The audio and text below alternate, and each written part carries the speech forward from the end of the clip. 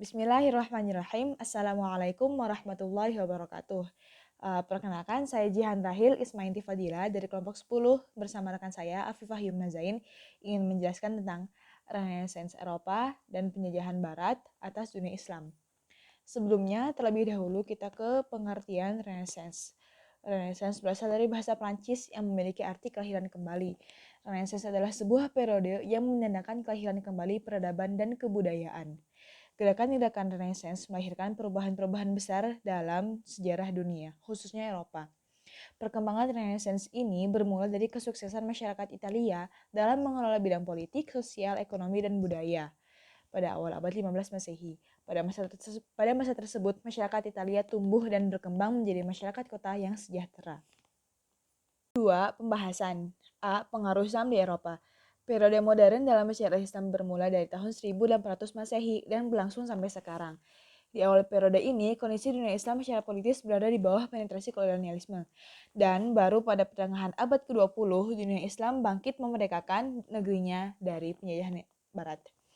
Nah, pada pertengahan ini bisa disebut juga sebagai masa keemasan dan kejayaan orang Islam. Ilmu pengetahuan di sini berkembang dengan pesat, perluasan wilayahnya mencapai wilayah Eropa. Salah satunya adalah Andalusia. Kejayaan Islam berlangsung cukup lama hingga akhirnya sampai pada masa kehancurannya. Baghdad menjadi dasar bagi kerajaan besar yang membentang dari Spanyol sampai India. Menurut G. Levi de la Vida, masyarakat Islam itu lebih kosmopolitan daripada masyarakat Yunani dan Romawi yang pernah ada. Nah, kosmopolitan sendiri sini maksudnya adalah mempunyai wawasan dan pengetahuan yang luas. Puncaknya dicapai pada paruh kedua abad ke-10 di bawah pemerintahan dinasti Buayyih di Baghdad dan Iran bagian barat. Jadi, pada masa Buayyih ini, masyarakat Islam itu lebih toleran. Sultan-sultan Buayyih dan wazir-wazirnya merupakan patron yang sangat menggemari seni dan ilmu. Jadi, pada masa Buayyih di sini juga lebih terkenal merupakan puncak kejayaan periode Islam yang dijuluki oleh Adame sebagai Renaissance Islam, dan hingga batas-batas tertentu bisa dianggap sebagai keunggulan kebudayaan Islam pada abad pertengahan. Budaya penjajahan Barat atas negeri-negeri Islam. Tanda-tanda kekuatan tandingan mulai muncul setidaknya sejak abad ke-16. Portugal dan Spanyol mulai menguasai sejumlah wilayah strategis umat Islam di Afrika Utara dan pesisir Samudra Hindia. Namun, sebenarnya pada masa awal-awal ini, kebangkitan Eropa mereka cukup mengalami kesulitan karena dihadapkan oleh kekuatan perang Islam yang sulit dikalahkan, terutama kerajaan Utsmani yang berpusat di Turki. Akan tetapi, setelah Christopher Columbus menemukan benua Amerika dan Vasco da Gama menemukan jalan ke timur melalui Tanjung Harapan, benua Amerika dan Kepulauan Hindia segera jatuh ke bawah kekuasaan Eropa. Nah, benua Amerika dan Kepulauan Hindia inilah merupakan aset yang sangat berharga bagi Eropa tersendiri. Semangat kemerdekaan dan kebangkitan. Andalusia yang terletak di semenanjung Siberia dan Asbania adalah suatu wilayah yang amat terkenal di dunia, khususnya bagi umat Islam.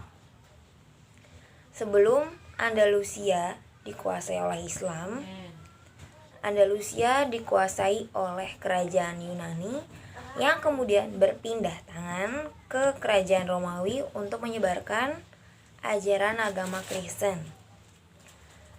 Masuknya Islam ke Andalusia itu berhubungan erat dengan ekspansi besar-besaran pada dinasti Umayyah di kepemimpinan Khalifah Khalid bin Walid, yang pada waktu itu Andalusia dikuasai oleh kerajaan Visigoth di bawah kepemimpinan Raja Roderick yang memimpin secara otoriter hingga menimbulkan dendam dari keluarganya sendiri, yaitu Ratu Julian. Ratu Julian akhirnya meminta bantuan kepada kerajaan Islam yang kemudian disambut baik oleh Musa bin Nusair, yang mana Musa bin Nusair adalah gubernur Afrika yang telah menguasai Afrika bagian barat, kecuali Sabtah yang waktu itu masih dikuasai oleh Bizantium. Dan penaklukan ini dikomandoi oleh 3 orang, yaitu Tariq bin Ziyad, Thorif bin Abdul Malik, dan Musa bin Nusair sendiri.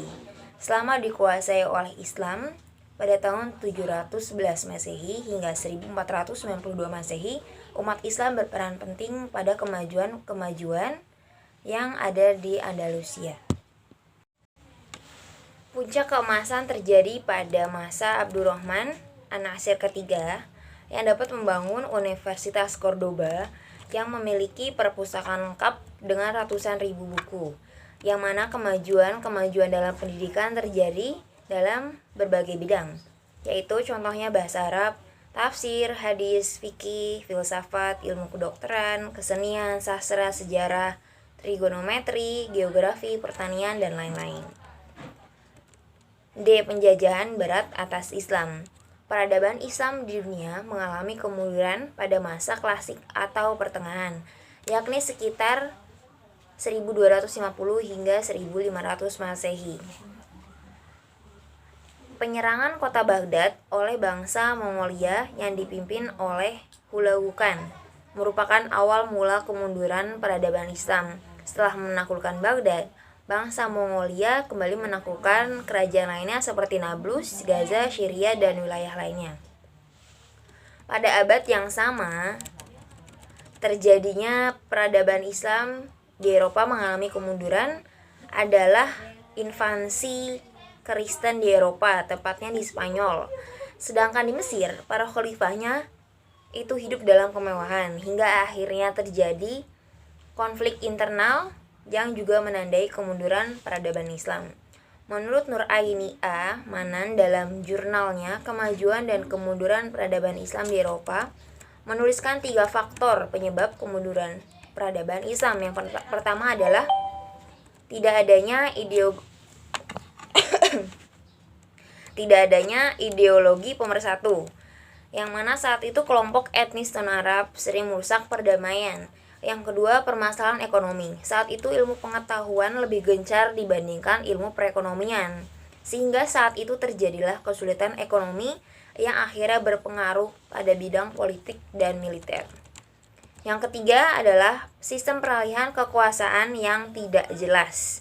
Salah satu alasannya karena perebutan kekuasaan oleh para ahli waris, sehingga kepemimpinannya menjadi tidak jelas.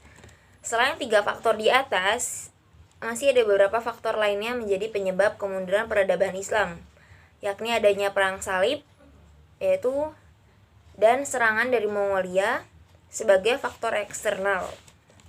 Yang kedua adalah faktor ekologis di negara Islam, yang mana kebanyakan adalah gersang karena penuh dengan gurun pasir. Hal ini menyebabkan penduduk di negara tersebut tidak terfokus pada satu wilayah saja. Yang ketiga, perdagangan Islam. Perdagangan Islam internasional yang mengalami kemunduran. Saat perdagangan Islam internasional sedang tidak berlangsung dengan baik, kekuatan Barat mulai muncul. Karena dari 3 poin yang di atas, salah satunya mengatakan bahwa kurangnya ilmu pengetahuan tentang ekonomi. Ilmu perekonomiannya kurang, jadi akhirnya menimbulkan munculnya kekuatan Barat, sehingga pos perdagangan di negara Islam mayoritas dikuasai oleh negara Barat. Kesimpulan dari materi kami di atas adalah bahwa pentingnya bagi umat Islam untuk mempelajari ilmu perekonomian dan mengimplementasikannya ke dalam kehidupan sehari-hari. Karena pentingnya ilmu perekonomian itu sama pentingnya dengan ilmu pengetahuan yang lainnya. Karena kita harus mencegah agar tidak terjadi lagi kemunduran peradaban Islam seperti di masa lalu. Yang selanjutnya, kami memohon kritik dan saran daripada audiens agar kami dapat menyesuaikan kembali dan mengoreksi kembali agar tidak terjadi kesalahan di materi atau di makalah dan presentasi selanjutnya. Kurang lebihnya kami mohon maaf. Sekian dari kami. Wassalamualaikum warahmatullahi wabarakatuh.